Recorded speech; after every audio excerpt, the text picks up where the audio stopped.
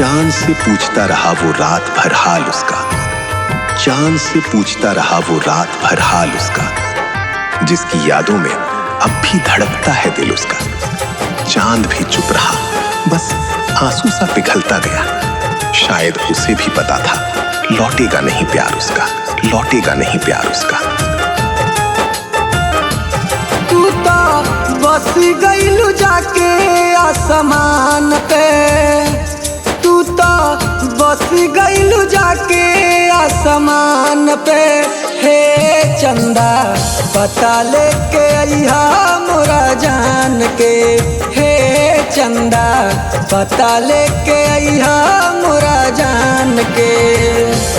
तू तो बस गइलू जाके आसमान पे, तू तो बस गइलू जाके आसमान पे। हे चंदा पता लेके अइहा मोरा जान के, हे चंदा पता लेके अइहा मोरा जान के।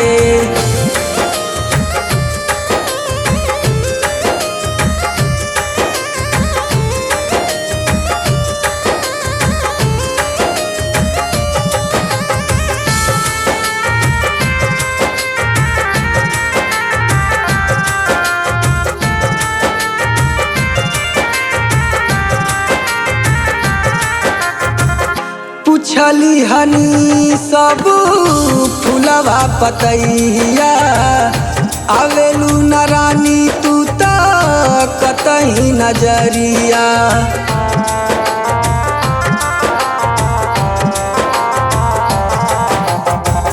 पूछली हनी सब फुलवा पतैया, आवेलू न रानी तू तो कतही नजरिया।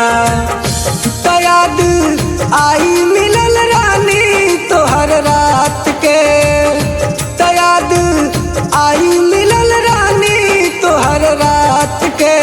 हे चंदा पता लेके अइहा मोरा जान के, हे चंदा पता लेके अइहा मोरा जान के।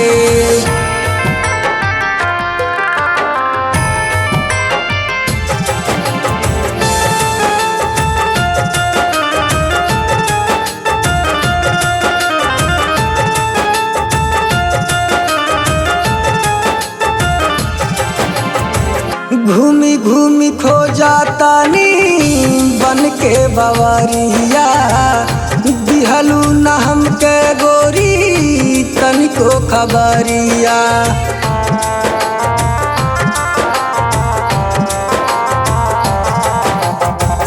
घूमी घूमी खो जाता नी बन के बवरिया, दिहलू न हमके गोरी कवनो खबरिया। अकेले छोड़ी काहे गइलू तू रेहान के, अकेले छोड़ी काहे गइलू तू रेहान के। हे चंदा पता लेके अइहा मोरा जान के, हे चंदा पता लेके अइहा मोरा जान के। तू तो बस गइलू जाके आसमान पे, तू तो बस गइलू जाके आसमान पे। हे चंदा पता लेके अइहा मोरा जान के, हे चंदा पता लेके अइहा मोरा जान के।